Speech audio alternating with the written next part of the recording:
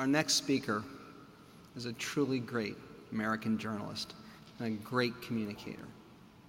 Jane Pauley spoke at our opening celebration 5 years ago, and it was the most moving presentation. People still talk about that, still watch it on our website. She became an outspoken advocate for research in mental illness. She joined our leadership board at the McGovern Institute, and we've had the privilege of being able to interact with her over these few years. In her career in television, people always said that she somehow communicated a warmth and sort of down-to-earthness, even though she was an official television personality. But I can tell you, in being able to interact with her personally, she is truly a warm and down-to-earth individual. I do want to tell you a little bit about the details of her career. She was a member of the Broadcast and Cable Hall of Fame. She's been honored with multiple Emmy Awards, the Edward R. Murrow Award for Outstanding Achievement, the Radio and Television News Directors Association's Paul White Award for lifetime contributions to electronic journalism. She wrote her book, Skywriting, A Life Out of the Blue, which was an account of her own struggles with bipolar disorder. She's a member of the board of directors of the Children's Health Fund, the Education Reform Organization, the Mind Trust, and co-chair of the advisory board for Freedom from Hunger. It is my absolute privilege to be able to have her speak to us again today, Jane Pauley.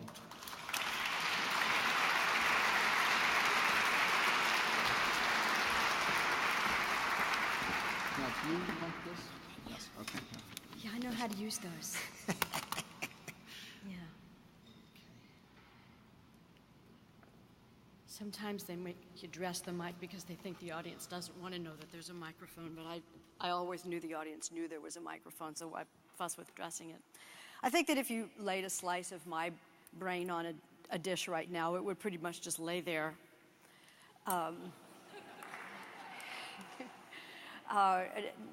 Not a lot of thinking will have to be done over the next 15 minutes or so, and no mice, though I've got a picture of a really cute kitten, my own kitten, on my cell phone, but if you want to see it later.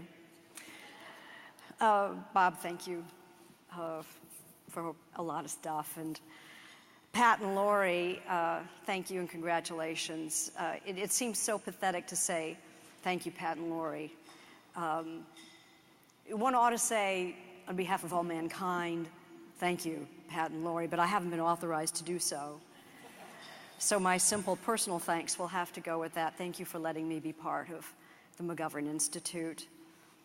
After I spoke at that opening ceremony here 5 years ago, I was delighted, and I have to say I was some surprised to be invited to join the Leadership Advisory Board, and so many of my esteemed colleagues are here now. I wondered, did I fill a gap on the board, having a degree in political science? Perhaps I was the only member of the advisory board with a Q score. Now, this is a unit of measurement that perhaps is unfamiliar to the MIT community. The Q score quantifies the familiarity and appeal of a brand, a company, a television show, or a celebrity. A score, of course, can be higher or it can be lower.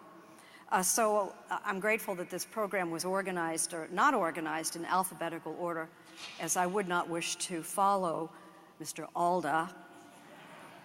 Of course, everyone knows and admires Alan Alda. He's kind of geeky for someone with a Q score. You fit right in here. I felt a considerable uncertainty about how I would fit in on my first visit here until Dr. Ann Graybiel's very warm and generous introduction. I think at the time, 5 years ago, she said, "Everybody knows Jane Pauley." Well, I thought that pretty unlikely. A group at MIT probably didn't watch TV a lot. But I do and did think it pretty likely that anybody who did know who I was would have been sort of surprised to find out that I had suffered bipolar depression.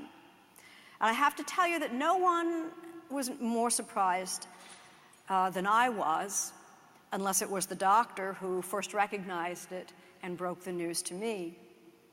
I particularly remember his reaction, the poor man, when I broke the news that as I was already at work on a memoir, I would have no trouble weaving bipolar into the narrative because the title of my work in progress was Skywriting, A Life Out of the Blue. Now, being a psychiatrist, I suppose he heard crazy things in his office all day long, but the color did seem to drain from his face when I mentioned the book. Because mental illness was, I guess, not something that was to be talked about outside the confines of a doctor's office, but it wasn't crazy talk. After 30 years in television, I knew a great deal more about my reputation than ordinary people possibly could. I had that Q score, and there was NBC audience research and newspaper and magazine articles to document it, that until the day of that bombshell diagnosis, and did I mention that I was 50 years old at the time, being normal was practically my claim to fame. I was Midwestern. They are sometimes the same thing. But when the president of NBC News said, Jane Pauley has the best mental health in the business, who was I to disagree? I could make no credible claim to being the best or the hardest working or the most beautiful in the industry. But I'll be honest, I owned normal. I thought I did, or I did. Well, here's what happened. About 10 years ago, I was struggling with a medical condition, chronic, recurrent, idiopathic urticaria edema, which is to say, a stubborn, mysterious, and pernicious case of hives, a type that caused swelling, such as in the throat, which, as you can imagine, is not a good thing. I was prescribed steroids. Now, a not uncommon side effect of steroids is mood swings, and my mood seemed to get stuck on the downswing, and so I started filling new prescriptions for antidepressants. As I would subsequently learn, this combination of steroids and antidepressants in a person with a vulnerability to a mood disorder could be something like a 2-stage booster rocket. But me, I had the best mental health in the business, no worries. It was some months before my mood began to lift, but I finally started feeling better, much better, better than ever. In fact, maybe better than anyone. By coincidence, I was starting a 6-week sabbatical from NBC News to write a book. On the very first day of this sabbatical, the day began with a doctor's appointment. And at the end of the appointment, when he usually said, "We have to stop," the doctor said, "Jane, you seem to be racing." We talked about hypomania and bipolar disorder, and he said something about hoping for a soft landing. He later called my husband and said, "Your wife is very sick." The steroids and antidepressants had triggered an unrecognized vulnerability. My 6-week sabbatical segued into a 6-month leave of absence, but I finally returned to work. It was September 10th, 2001. The next day, of course, was September 11th, 2001, which was unrecognized vulnerability writ large. 9/11 put my little story in perspective. The book project was dormant for a couple of years, but eventually I did write it, and my appearance at the opening of the McGovern Center 5 years ago was my very first public talk.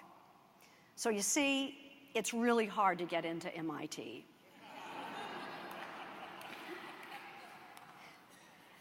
How we talk about mental illness is something I'd like to talk a little bit about. There is one word that I try not to use in my talks, except rather to explain why I don't. Certain words are hopelessly loaded, I guess like certain genes are. I think stigma is such a word. Stigma is what keeps conversations about mental illness confined to the doctor's office. Now, I'm against it, obviously, but only once in my life as a mental patient did I feel the stain and the shame of the stigma, and that was when the color drained out of my doctor's face at the prospect that I might go public. I remembered at that moment, oh yeah, I'm supposed to feel shame. When advocates for the mentally ill inveigh against this genuine injustice of this stigma, I've even received awards for battling it, my response is always the same. To borrow a phrase I've read from neuroscience, a cascade of negative associations flows unbidden from my unconscious mind.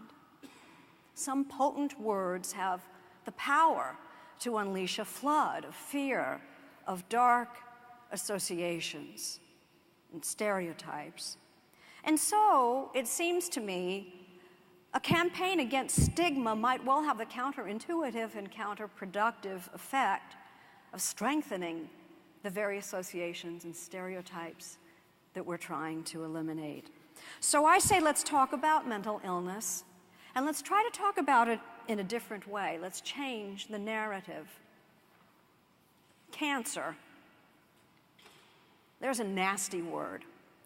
My father could never bring himself to speak it. He'd say bad cells if he had to say anything. My mother was a cancer survivor, ovarian cancer, possibly uterine cancer, I don't know, because we never talked about it. Now, cancer is still a dreadful thing, but now we not only talk about it, we wear pink ribbons, we race for the cure. There is a new narrative, hope, not fear. Shrewd move. Let's do that. I had no hesitation in using the word stigma today because knowledge is the antidote to fear and the foundation of hope. And there is knowledge and hope in abundance in this room. So let's stop dwelling on stigma and start talking more about hope. I heard recently from her daughter that Jacqueline Kennedy Onassis described herself as an idealist without illusions. I kind of think of myself as an optimist without illusions, which probably describes a lot of you. Yes, this is going to be a tough fight, but every time I come to the McGovern, I get a booster shot of optimism. And I'm wondering if maybe I could return the favor, because I think we're winning. I think we're winning the battle for public opinion, in part because people have a new vocabulary for this new narrative. Scholars talk about threshold moments when new ways of looking at the world are emerging, but the language of talking about them hasn't caught up. Here's a simple example. I overheard a conversation at my house. My girlfriend Judy had been working on her golf game with an instructor whose name was Lou. She was telling my husband about a drill, how Lou would say over and over, swing it to Lou, swing it to Lou. And I heard my husband Gary say, you were rewiring your brain. And Judy said, exactly. And I thought, exactly. Because the language of this new way of looking at the world is catching up. My parents never had that thought, that the brain would be wired. My children couldn't think of the brain in any other way. We have language now to think about the brain, even in its incomprehensible complexity, in terms we sort of understand. I talk about getting information or memory on my hard drive. Never mind that my memory has more in common with an Etch-a-Sketch. Never mind that I don't really have a clue what a hard drive is, or that I'm still pretty amazed at an Etch-a-Sketch. I cannot quite wrap my brain around this new idea of cloud computing, but I know it's not up in heaven. And I know that Apple's cloud people are not angels. They're geeks. God bless them. Metaphor is a simple bridge over complexity. And demystifying the brain is a step toward destigmatizing mental illness. Now, I'm not as high profile as Alan Alda, but I'm still recognized, especially now by people who have mental illness in their lives. Yes, they're burdened by worry, but not shame. We talk about it. And when I'm seen resuming a productive public life, I think that it's a booster shot of hope. And when I'm heard talking comfortably about mental illness, as comfortably as someone might talk about a triple bypass, I think I help to normalize mental illness. Normalizing, by the way, I think is a much better word than destigmatizing. Change the vocabulary, change the narrative, change minds, save lives. When I stood at that dark precipice of mental illness, I believe, perhaps because I was a journalist, perhaps because I didn't have experience with mental illness, but I believe I had already crossed over that threshold that I spoke about. And that night, my first night in a hospital, which was my hard landing, when I first really faced the reality of mental illness, I do remember thinking, I'm glad it's not cancer. I had hope. And to think that the medicine and the protocols that brought me back from the precipice were so 20th century. I'm an optimist without illusions. I know the fight will be hard and probably long, but the 21st century is so young. I'd like to close with a final thought. I'm told that people don't really have much control over what we remember or how we remember things, but I noticed that my memories that might have been filed away as the worst of times weren't. For example, when I was in the hospital, I had, I forgot the words, it's the Etch-a-Sketch thing, African violets. I had African violets in the window. And I have a watercolor painting that I made of them. It hangs in my home. And then one day, Gary and I had downsized, we'd moved. And one day I observed that, you know, the view from our new house is almost the same as the view from my hospital window. Isn't that interesting? And Gary said, well, you must have felt safe. I did. In fact, I do remember being a little afraid of going home. But I recovered. And not only did I have my family's blessing to talk about it, but Gary actually encouraged me to tell the story, how times have changed. We never talked about my mother's cancer, but while we don't dwell on my mental illness at home, it's not taboo, and my kids are free to joke about it. Crazy woman.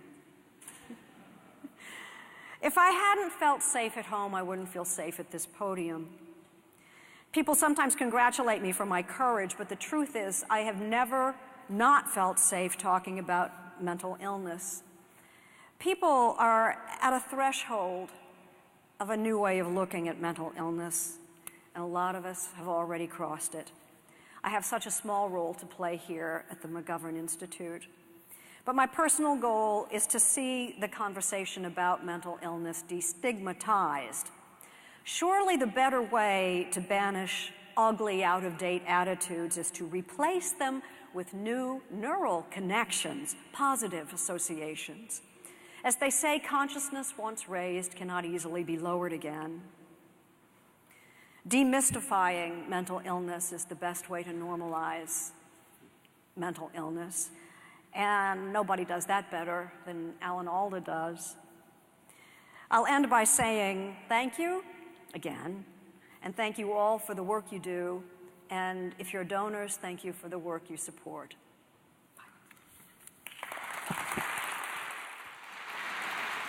Organization, the Mind Trust, and co-chair of the Advisory Board for Freedom from Hunger. It is my absolute privilege to be able to have her speak to us again today, Jane Pauley.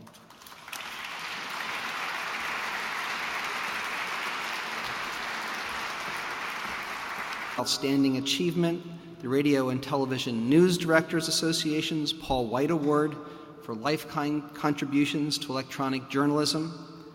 She wrote her book, Skywriting, A Life Out of the Blue, which was an account of her own struggles with bipolar disorder. She's a member of the board of directors of the Children's Health Fund, the Education Reform Board, television personality. But I can tell you, in being able to interact with her personally, she is truly a warm and down-to-earth individual. I do want to tell you a little bit about the details of her career. She was a member of the Broadcast and Cable Hall of Fame. She's been honored with multiple Emmy Awards, the Edward R. Murrow Award for Mental Illness. She joined our leadership board at the McGovern Institute, and we've had the privilege of being able to interact with her over these few years.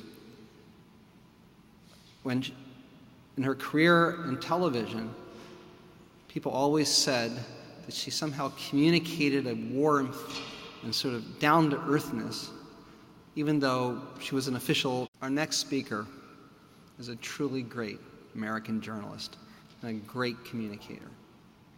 Jane Pauley spoke at our opening celebration 5 years ago, and it was the most moving presentation. People still talk about that, still watch it on our website.